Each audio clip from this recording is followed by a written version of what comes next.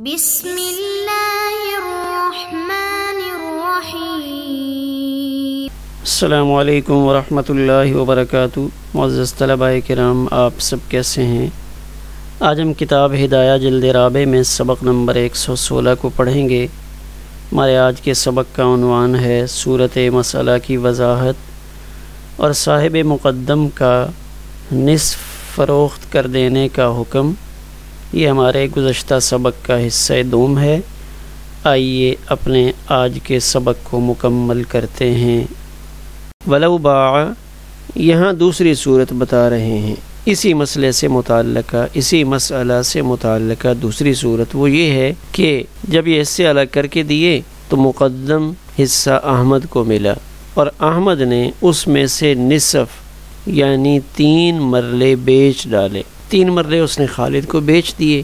بیچنے کے بعد ابھی وہ پیسے گن رہا تھا تو اتنے میں عبد الرحمن پہنچ گیا اور عبد الرحمن نے بلایا کہ احمد میری بات سنو۔ اب جب احمد باہر نکلا تو عبد الرحمن نے فائل دکھائی کہ دیکھو یہ جو گھر ہے نا، اس گھر کی آپ لوگوں نے تقسیم کر لی؟ تو احمد نے کہا جی ہاں تقسیم کر لی۔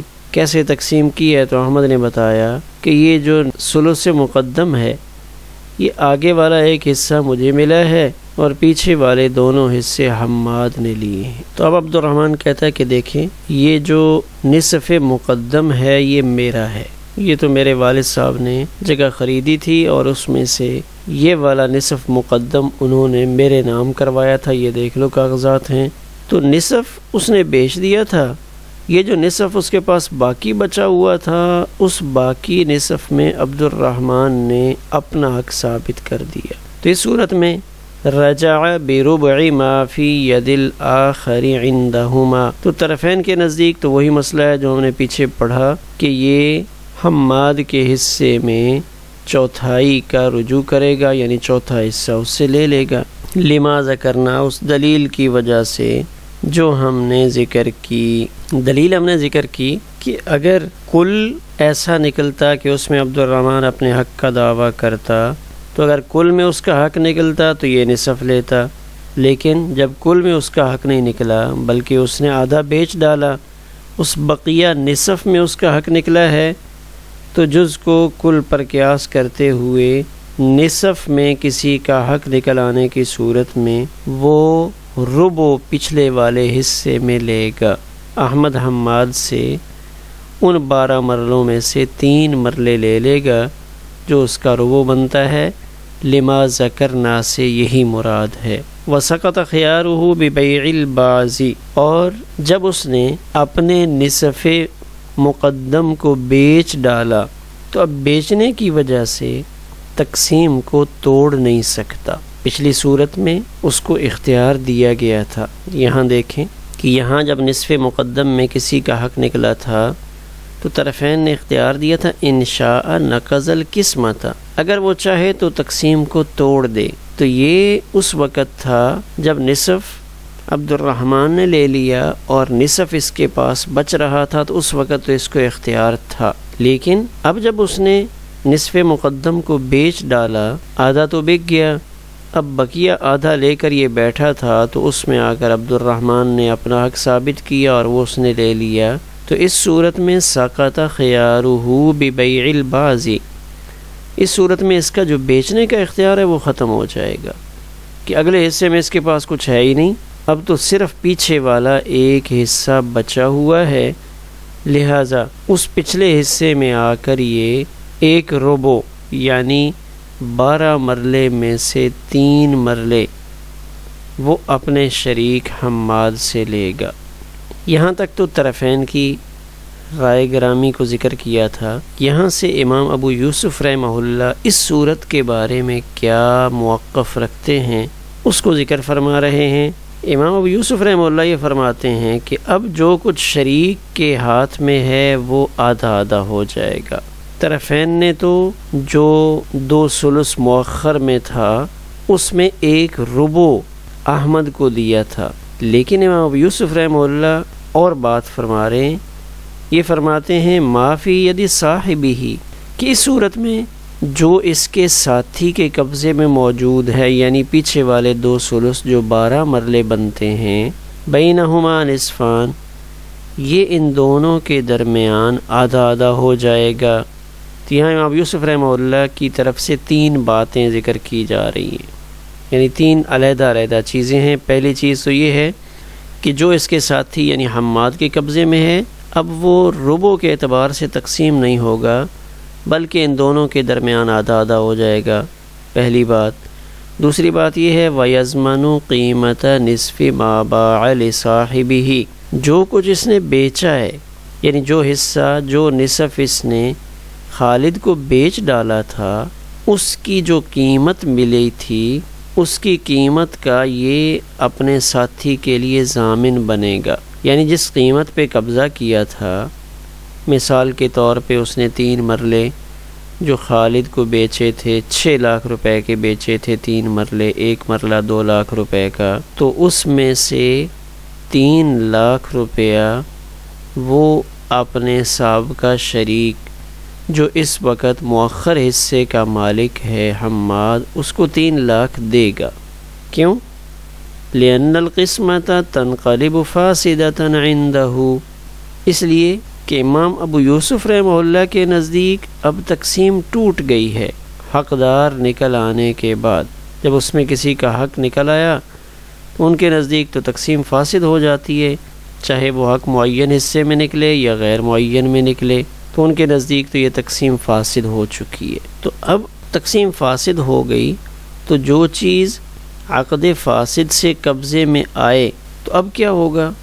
مالک بنے گا یا نہیں؟ تو کہتے ہیں ہاں، عقد فاسد ہو لیکن اس چیز پہ قبضہ لے لیا جائے تو فقہائے احناف یہ فرماتے ہیں کہ مملوکن، وہاں ملکیت ثابت ہو جاتی ہے، مبی پر قبضہ ہو گیا، اگرچہ تقسیم تو فاسد ہے لیکن بے بہرحال نافذ ہو جائے گی۔ اور تیسری چیز وَهُوَ مَضْمُونٌ بِالْقِيمَةِ، اور اس کے اوپر ضمان قیمت کا آئے گا، کیونکہ یہاں بے تو نافذ ہو گئی، تقسیم فاسد نکلی، تو تقسیم جب فاسد ہے تو نصف مبی تو واپس نہیں کر سکتا، اس نے آدھا حصہ تو خالد کو بیچ ڈالا ہے۔ وَهُوَ مَضْمُونٌ بِالْقِيمَةِ، اس جملے کی تفصیل سے پہلے یہ ذہن میں رکھیں کہ ثمن وہ ہوتا ہے جو عاقدین کے درمیان طے ہو جاتا ہے، اور قیمت شے کی اصلی مالیت کو کہتے ہیں، یعنی جو بازار میں رائج ہوتی ہے۔ تو زید یہاں ثمن نصف ثمن کا نہیں بلکہ اس کی قیمت کے نصف کا ضامن ہوگا۔ تو یہ جو عبارت ہے فَيَزْمَنُ نِصْفَ نَصِيبِ صَاحِبِهِ، اب یہاں یہ جو بیچنے والا تھا احمد، یہ احمد بس یہ ضامن ہوگا اپنے ساتھی کے حصے کے نصف کا، یعنی وہ حماد کو نصف قیمت دے کر اس مکان کے نصف مؤخر کا نصف لے گا۔ یعنی اب یہ 2 ثلث پیچھے تھے تو اس 2 ثلث میں سے 1 ثلث یعنی 6 مرلے امام ابو یوسف رحمہ اللہ کے نزدیک لے گا، لیکن جب یہ 6 مرلے لے گا تو آگے والے جو اس نے 3 مرلے 6 لاکھ روپے میں خالد کو بیچے تھے، اس کی نصف قیمت یہاں حماد کو دے گا، مفت میں نہیں لے گا، چونکہ آگے والا جو حصہ بکا ہے، جو 3 مرلے بکے ہیں، تو ان 3 مرلوں میں گویا کہ امام ابو یوسف رحمہ اللہ کے نزدیک حماد کا بھی حق تھا۔ بعض شرح یہاں فرماتے ہیں کہ یہاں نتائج الافکار میں عبارت اس طرح ہے فَيَزْمَنُ نِصْفَ نَصِيبِ صَاحِبِهِ، نہایا میں عبارت یہاں پہ فَيَزْمَنُ النِّصْفَ معرف باللام ہے، یہ جو پہلا نصف کا لفظ ہے فَيَزْمَنُ النِّصْفَ نَصِيبَ صَاحِبِهِ، تو بعض شرح یہ سمجھتے ہیں کہ یہ عبارت زیادہ بہتر ہے کہ اس النصف کو موصوف بنائیں گے اور نصیب صاحبہ اس کو اس کی صفت بنائیں گے، یعنی احمد ضامن ہوگا اس نصف کا جو اس کے ساتھی کا حصہ ہے۔ یعنی یہ عبارت اضافت کے ساتھ نہیں ہے بلکہ یہ والی عبارت موصوف صفت کی شکل میں ہے۔ آخر میں اس دوسرے مسئلہ کو نقشے میں دیکھ لیتے ہیں۔ دوسرا مسئلہ یہ تھا کہ احمد کو یہ آگے والا 1 ثلث ملا، تو احمد نے یہ ایک حصہ خالد کو بیچ ڈالا۔ خالد کو یہ نصف حصہ یعنی 3 مرلے اس نے 6 لاکھ میں بیچے تھے۔ جب یہ 6 لاکھ میں بیچنے کے بعد وہ بھی پیسے حساب کتاب کر کے گن رہا تھا تو اتنے میں عبد الرحمن آ گیا، اور عبد الرحمن نے آ کر کہا کہ یہ دیکھیں میری فائل میں آپ کا یہ جو مقدم حصہ ہے اس میں سے 3 مرلے میرے ہیں۔ اب 3 مرلے تو یہ پہلے بیچ چکا ہے، اب اس کے پاس صرف ہیں ہی 3 مرلے، اور عبد الرحمن کے پاس واقعی کاغذات موجود ہیں جس میں اس کاغذ پہ اس مقدم میں سے 3 مرلے عبد الرحمن کے لکھے ہوئے ہیں۔ اب جب احمد نے یہ 3 مرلے اس کو دے دیے، 3 مرلے ویسے بیچ چکا ہے، اب اس کا حصہ تو آگے سے ختم ہو گیا، تو یہاں تقسیم توڑ نہیں سکتا، اس کا وہ حق ختم ہو جائے گا جو اس کو اختیار ملا ہوا تھا کہ تقسیم کو توڑ ڈالے۔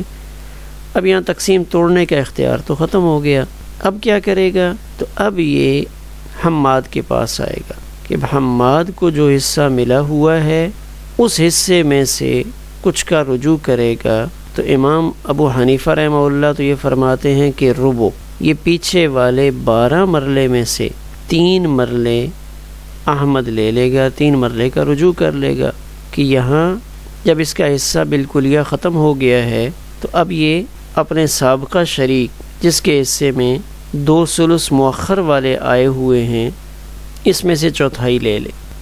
اب تقسیم فسخ نہیں کر سکتے، کیوں نہیں کر سکتے؟ تاکہ اس مشتری خالد کو ضرر نہ ہو، خالد کو ضرر سے بچانے کے لیے اب تقسیم کو فسخ کرنے کا جو اختیار تھا وہ ختم کر دیا گیا ہے۔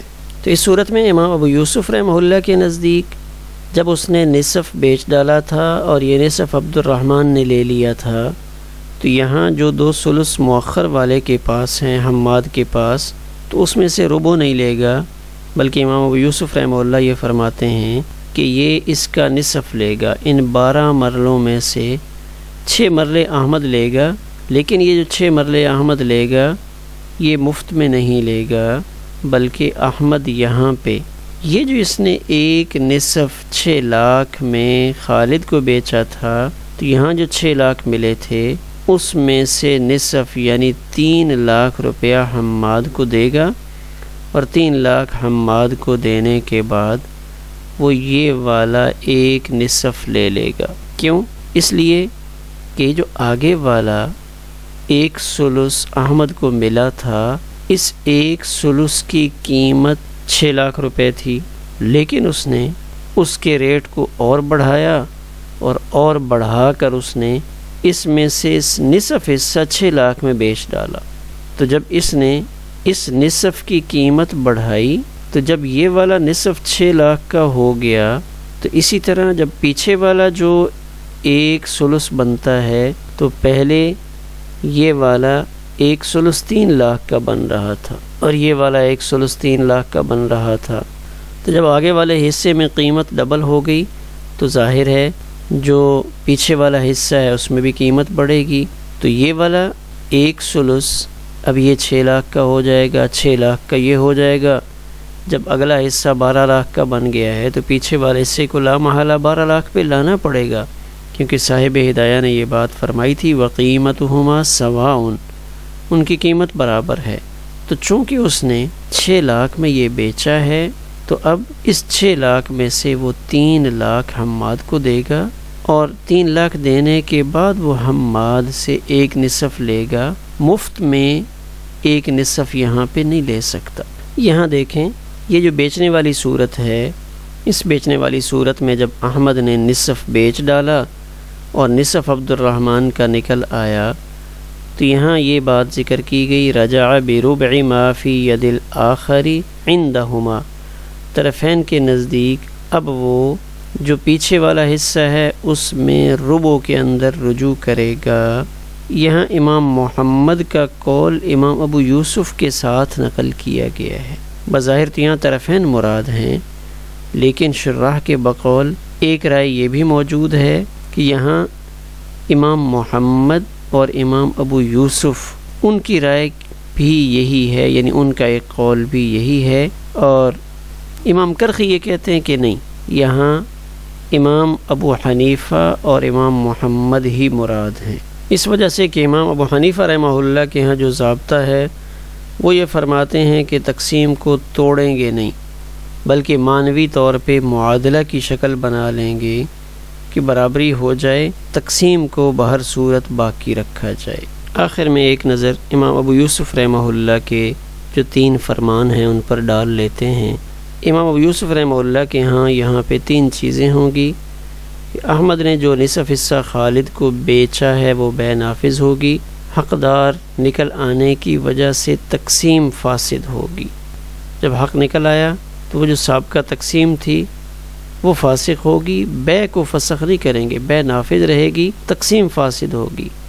احمد نے جس قیمت پر قبضہ کیا ہے، یعنی اس نے جو آگے والا ایک نصف 6 لاکھ میں بیچا ہے، تو اس میں سے نصف حماد کو دے اور پھر دوبارہ نصف تقسیم کر لیں، یعنی جو پیچھے والا حصہ ہے وہ آدھا آدھا کر لیں گے۔ 12 مرلے میں سے 6 مرلے حماد کو مل جائیں گے اور 6 مرلے احمد کو مل جائیں گی۔ کیوں کہ اس آگے والے حصے میں سے نصف تو عبد الرحمن لے گیا، تو یہ جو ایک نصف بیچا تھا یہ نصف بھی آدھا آدھا ہو گیا۔ 6 لاکھ کا بکا تھا، 3 لاکھ احمد کے پاس رہ گئے، 3 لاکھ حماد کو دلوائے گئے۔ تو جب یہ آگے والا نصف آدھا آدھا ہو گیا ہے تب پیچھے والے نصف کو بھی امام ابو یوسف رحمہ اللہ کے نزدیک آدھا آدھا کر دیں گے۔ تو اب یہاں تقسیم میں برابری ہو جائے گی کہ یہ آدھا احمد کو مل گیا، آدھا حماد کو مل گیا، تو یہ جو ایک حصہ بکا تھا اس کی قیمت بھی تقسیم ہو گئی۔ 6 لاکھ میں بکا ہے تو 3 لاکھ احمد کو مل گئے، 3 لاکھ حماد کو مل گئے۔ ہمارا آج کا سبق اسی پر مکمل ہوا۔